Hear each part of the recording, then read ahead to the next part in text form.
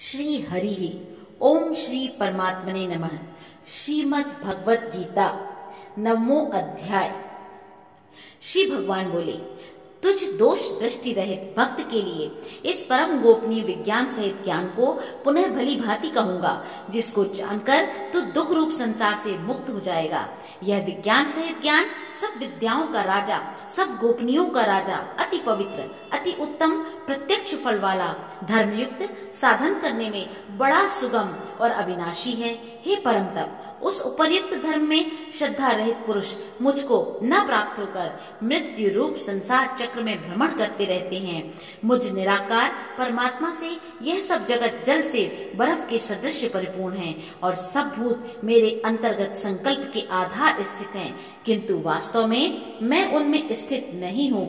वे सब भूत मुझ में स्थित नहीं हैं, किंतु मेरी ईश्वरीय योग शक्ति को देख कि भूतों का धारण पोषण करने वाला और भूतों को उत्पन्न करने वाला भी मेरा आत्मा वास्तव में भूतों में स्थित नहीं है।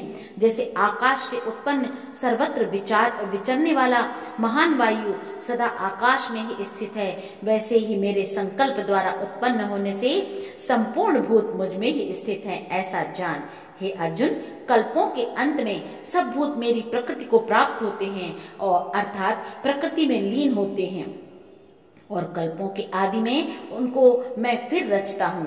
अपनी प्रकृति को अंगीकार करके स्वभाव के बल से परतंत्र हुए इस परिपूर्ण भूत समुदाय को बार बार उनके कर्मों के अनुसार रचता हूँ। हे अर्जुन, उन कर्मों में आसक्ति रहित और उदासीन के सदृश स्थित मुझ परमात्मा को वे कर्म नहीं बांधते।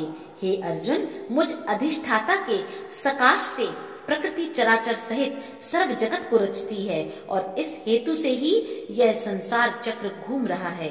मेरे परम भाव को न जानने वाले मूढ़ लोग मनुष्य का शरीर धारण करने वाले मुझ संपूर्ण भूतों के महान ईश्वर को तुच्छ समझते हैं, अर्थात अपनी योग माया से संसार के उद्धार के लिए मनुष्य रूप में विचरते हुए मुझ परमेश्वर को साधारण मनुष्य मानते हैं। वे व्यर्थ आशा, व्यर्थ कर्म और व्यर्थ मन वाले विक्षिप्त चित्त अज्ञानी जन राक्षसी, आसुरी और मोहनी प्रकृति को ही धारण किए रहते हैं। परंतु हे कुंती पुत्र, दैवी प्रकृति के आश्रित महात्मा जन मुझको सब भूतों का सनातन कारण और नाश रहित अक्षर स्वरूप जानकर अनन्य मन से युक्त होकर निरंतर भजते हैं। वे दृढ़ निश्चय वाले भक्तजन निरंतर मेरे नाम और गुणों का कीर्तन करते हुए तथा मेरी प्राप्ति के लिए यत्न करते हुए और मुझको बार बार प्रणाम करते हुए सदा मेरे ध्यान में युक्त होकर अनन्य प्रेम से मेरी उपासना करते हैं। दूसरे ज्ञानी योग मुझ निर्गुण निराकार ब्रह्म का ज्ञान यज्ञ के द्वारा अभिन्न भाव से पूजन करते हुए भी मेरी स्थित मुझ उपासना करते हैं, और दूसरे मनुष्य बहुत प्रकार से स्थित मुझ विराट स्वरूप परमेश्वर की पृथक भाव से उपासना करते हैं।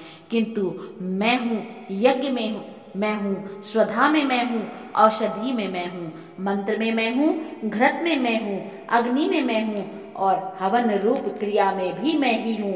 इस संपूर्ण जगत का धाता अर्थात धारण करने वाला एवं कर्मों के फल को देने वाला माता पिता, पितामह, जानने योग्य पवित्र ओंकार तथा ऋग्वेद, सामवेद और यजुर्वेद भी मैं ही हूँ।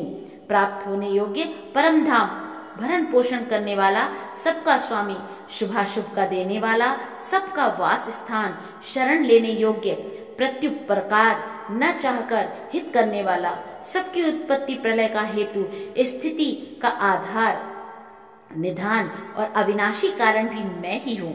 मैं ही सूर्य रूप से तपता हूँ, वर्षा का आकर्षण करता हूँ और उसे बरसाता हूँ। हे अर्जुन, मैं ही अमृत और मृत्यु हूँ और सत असत भी मैं ही हूँ। तीनों वेदों में विधान किए हुए सकाम कर्मों को करने वाले, सोम रस को पीने वाले पाप रहित पुरुष मुझको यज्ञों के द्वारा पूज कर स्वर्ग की प्राप्ति चाहते हैं।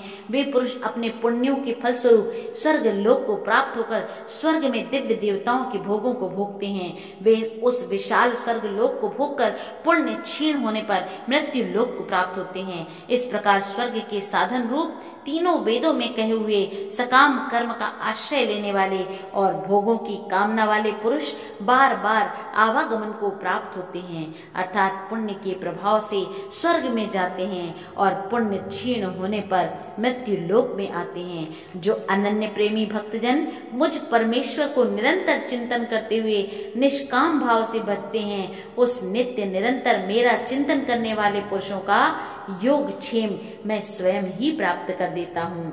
हे अर्जुन, यद्यपि श्रद्धा से युक्त जो सकाम भक्त दूसरे देवताओं को पूजते हैं, वे भी मुझको ही पूजते हैं, किंतु उनका वह पूजन अविधि पूर्वक अर्थात अज्ञान पूर्वक है, क्योंकि संपूर्ण यज्ञों का भोक्ता और स्वामी भी मैं ही हूँ, परंतु वे मुझ परमेश्वर को तत्व से नहीं जानते, इसी से गिरते हैं अर्थात पुनर्जन्म को प्राप्त होते हैं। देवताओं को पूजने वाले देवताओं को प्राप्त होते हैं, पितरों को पूजने वाले पितरों को प्राप्त होते हैं, भूतों को पूजने वाले भूतों को प्राप्त होते हैं, और मेरा पूजन करने वाले भक्त सिर्फ मुझको ही प्राप्त होते हैं। इसलिए मेरे भक्तों का पुनर्जन्म कभी नहीं होता।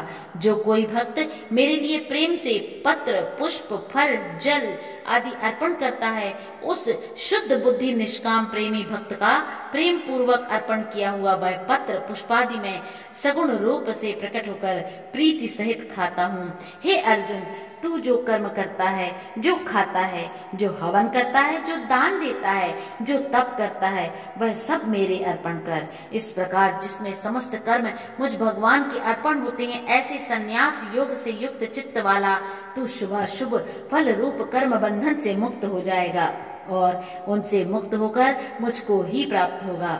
मैं सब भूतों में संभाव से व्यापक हूँ, न कोई मेरा अप्रिय है और न ही कोई मेरा प्रिय है, परंतु जो भक्त मुझको प्रेम से भजते हैं वे मुझ में हैं और मैं भी उनमें प्रत्यक्ष प्रकट हूँ।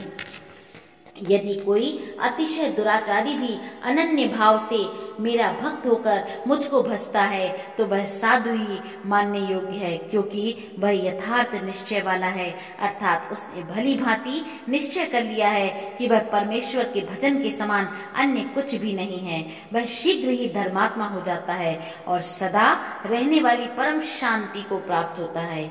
हे अर्जुन, तू निश्चय पूर्वक सत्य जान कि मेरा भक्त कभी नष्ट नहीं होता।